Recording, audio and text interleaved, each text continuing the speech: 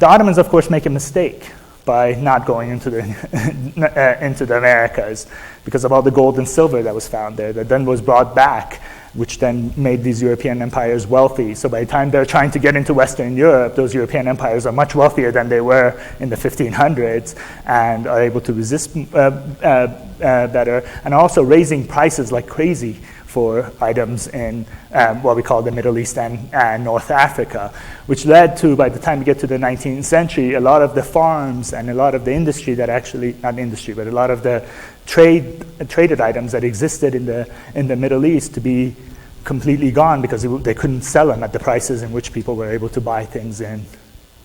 Europe. And then in the 19th century, particularly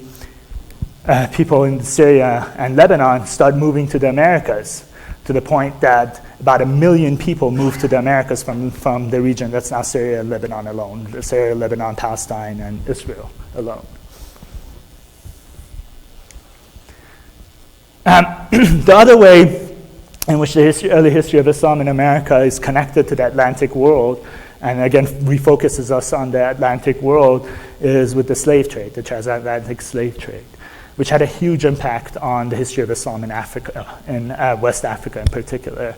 There was always slavery and slave trade in Muslim Africa. The trade routes often went from here to the north, and we actually have an autobiography of a Muslim slave who takes the name Nicholas Said, who went through this, who tells us about going through the slave trade route, going through here, being a slave in the Ottoman Empire, then in Russia, and then finally ends up in the United States, where at the end of his life, he converts to Swedenborgism and becomes really interested in what today we would call sort of New Age spirituality, and ends his autobiography by talking about minerals and the beneficial effects that they have in different regions of the Americas. So the slave trade had already existed, but not in the way in which there was chattel slavery or plantation slavery in the Americas. And part of the way in which the transatlantic slave trade was